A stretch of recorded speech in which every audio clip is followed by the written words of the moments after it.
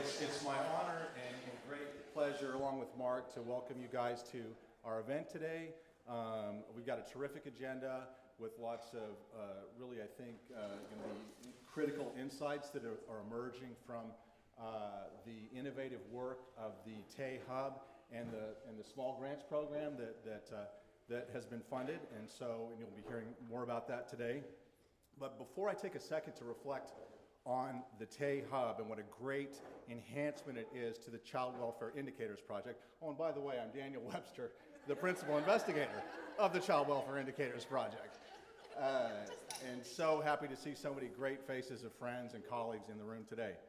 But I'd like to start first by thanking just a few of the invaluable supporters of both of our project in general and for making this event in particular possible.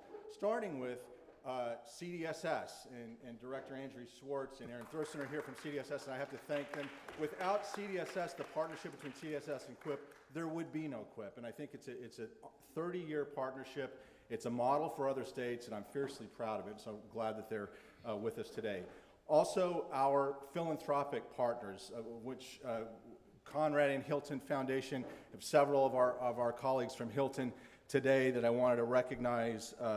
Undria Hill-Joseph and Angelina Saul are here, and from the Walter S. Johnson Foundation, Yali Lincroft, longtime fellow traveler of QIP and Cal Youth, and now the TAY-Hub, so happy she's here. And then Tipping Point Community, which was instrumental in the launch of our TAY-Hub work. So really appreciate the Tipping Point folks.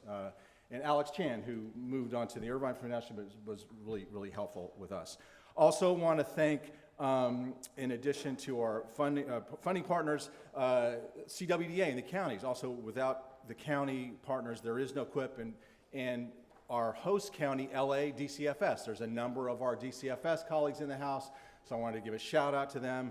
My project director, Wendy Wagman, and I really love to roll up our sleeves and come down here and work with the folks at DCFS around the great work that you guys are doing here. You're really our people, so thanks for that. And then also from the Supervisor Holly Mitchell's office, I believe we've got a representative here, Yadira Flores, and just happy that you're part of our conversation in the room today. And finally, I know this is a lot of thanks, and I wanted to thank everybody in the room, but then Andy told me no, I had to keep it down. So I'm going to stop though with Andy, and I would like to thank Dr. Andy Lane Eastman for her incredible work that she put together. The logistics were incredible, and she made everything. She gave me all the directions on how to get here and what to do. It was really helpful. And so she's a great person and a tremendous colleague, so thanks to her. But back to the launch of the TAY-Hub and what an amazing addition it is to the California Child Welfare Indicators Project. For some of you who are familiar with our work, maybe others less familiar, California Child Welfare Indicators Project, 30-year project partnership with CDSS, doing all kinds of great different work, but primarily known for our public reporting of systemic outcome data. And let's see if I can get this right. Is that it? No, that ain't it. Is this it? No, that's not it. Okay. Clearly, I don't know what I'm doing here. That's not the right one. Okay. There we go. Public reporting of systemic outcome data on our public website with all kinds of metrics showing child welfare system contact and performance. We also do consultations and technical assistance with our county, state, and other stakeholder colleagues, and on and on and on. The TAY-Hub now adds an exciting new component to our work that expands the scope of what QIP can do in a number of different ways. And Mark will be talking more about that in just one second. But one of the key things is the addition onto the QIP public reporting of some cross-systemic outcome measures, including the integration of data from different service systems in addition to child welfare, but employment data, post-secondary education data. And here's an example of, this is employment outcomes over time for kids who are TAY. And then another analysis, if you go up on our website, would be uptake into 2- and 4-year institution for TAY youth. And we actually, one of our panelists today is going to do dilate a bit, a more targeted research project on a couple of those. But we have other analyses in the hopper on the way that will be integrating other data systems such as Department of Justice, public assistance, and other kinds of data. So just super excited about the prospect of what we can do together.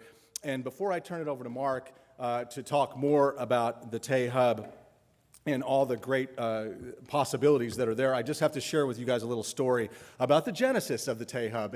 And 3 years ago at a Hilton Convening, when Mark Courtney was having a conversation with Emily Putnam Hornstein and me, and sharing with us that he was going to be leaving University of Chicago and he wanted to come home to California. And during the course of the discussion, it became clear that it could be a good fit for Mark to come and work with us at the Indicators Project. And it was like this incredible moment that we've all seen on TV, the no-brainer of the universe moment where you're the Little League coach and then Derek Jeter steps forward and said, I can help your team, you know. So that's the way I feel every day when I come to work. I've got the all-star on our team. We got Andy Lane Eastman that's also joined our team. I think we have tremendous potential about what we're going to do today. And today you're going to see some of the great results of that work. So with that, I'll turn it over to my teammate, Derek Jeter.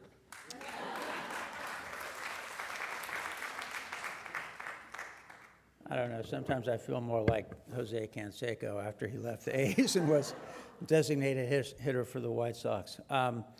So which button do I push here? It's the big green one. Somehow I pushed every other button. Okay. So I'm going to go through this pretty quickly because I think there are some folks in the room who are not familiar with the TAY-Hub. These slides will all be available, and our website's available, but I do want to quickly go through kind of what the TAY-Hub's been up to. The first thing we were up to was to bring the administrative data resources that start to bring the administrative data resources that pertain to transition-age youth to QIP, outcomes that QIP hasn't had in the past. And QIP has a website now, and there are examples of this here. We have a whole set of outcomes around the involvement in the child welfare system of non-minor dependents and outcomes they achieve in terms of exit, but also in terms of employment and post-secondary ed. And as we get further into this, I'll explain how we're hoping to move forward with that. But the first thing to think about is that I was moving away from Cal Youth to the TAY-Hub, and that's a big part of the story. And this is a conversation I actually started with Angie and actually with Greg Rose years ago and Diana Boyer at CWGA to say, it'd be a shame if Cal Youth just went away as a project. But it will end as a project. I'm not going to do this forever at the University of Chicago, and this is an outgrowth of that. So what was Cal Youth? Cal Youth was an evaluation of the implementation of extended foster care in California. That was called for in the legislation, and the philanthropic community, including these folks that are funding us now, that funded my project, made that possible. I'm going to just cut to the chase in terms of the takeaways from that. There are websites up there, all kinds of stuff on Cal Youth is publicly available. But I think the most recent thing we looked at was, are the outcomes that we found over 10 years associated with extended foster care that were positive, not all of them were positive, in some cases there were no effects, did they last past 21? Because that's something I heard back when a long time ago, decades ago, well, they'll just become homeless when they age out. Well, they'll just go to jail when they age out. And we looked at outcomes through age 23, and we found that, in fact, extended foster care in California does have legs. There are a lot of enduring benefits to extended foster care, not in every area that we would like, but in many of them, and we have found no evidence of harm. So the TAY-Hub, we do a few things at TAY-Hub. We started what we were doing with a meeting somewhat like this 2+ years ago to say, what are the questions that you in the field have, all the key parties of interest in the field? What are your research questions? Those will become our research questions. And I could have a long conversation, but we've tried to do that, and I think we've done honor to that. Then conduct that research and actually sponsor third parties to work, because we can't do everything. And this day is a manifestation of that. You're going to hear from folks that we were able to support doing work that we wouldn't be able to do. They did it with us. Engage young people and key players in interpreting the meaning of our findings. I always get asked, so you just did the study, Mark, you and your colleagues. what do you think it means, implications for policy and practice? And I do my best to think about that. I started as a practitioner, but why not just go out to folks who are delivering services and people with young people with lived experience, et cetera, see what they think the implications are. And then once we have that, how can we engage with actors in the field that do things with it? So child welfare workers, the counties, et cetera, we do a lot of that. So that's a lot of what we've been doing. What you find on our website is a lot of publications. So we have a lot of interactive reports on outcomes for TAY. A lot of them to this point have relied on Cal Youth data, sort of using the data that are there, synthesizing across many reports that are too long to read, takeaways on parenting, et cetera, employment. We do actual research briefs and on our own new findings, and some of those are up there on the website. And then we also summarize peer-reviewed publications. There's, I don't know how many, tens, at least 30, 40 peer-reviewed publications from Cal Youth.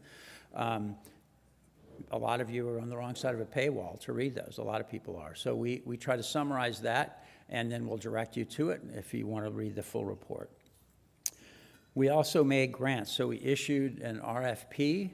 We have 26 applications for the money that we are able to distribute to the folks who are here today, and ultimately 11 of those folks, 11 projects were included. All but one of those is being discussed today. One of them, their findings aren't ready yet because Nigerian bots, I think, ended up going online and tried to pretend that they were foster youth.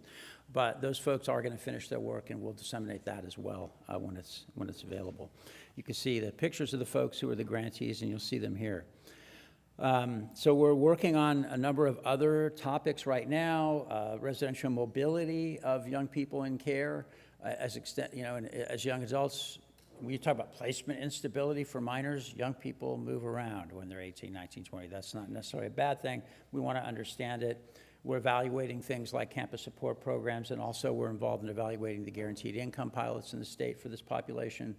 We're looking at risk and protective factors associated with all kinds of outcomes. And last but not least, we've actually worked with CWDA, and they've bought into working with us and with CDSS as well on an online survey of county caseworkers, the folks that actually do the work. We did that twice before. That work's been invaluable to us. Stay tuned, we're doing it again. And then lastly, I alluded to this earlier, we're in the process of getting other data sources. So we have data from the National Student Clearinghouse and Post-Secondary Ed. It doesn't provide a lot of detail, like it doesn't tell you whether the course they took was for college credit. But 3/4 of the young people aging out of care in California, they go to public community colleges. And we are getting ready to sign a deal with the California Community College Chancellor's Office to get access to those data. We're also looking to get data from the California Public Health on births and deaths associated with this population, Department of Justice for involvement in the adult justice system, and lastly, the California Department of Education, so we can look at secondary education completion. So stay tuned. The website is going to become a lot more tabs to click on and a lot more things to learn. So with that, we're going to move on to our first panel.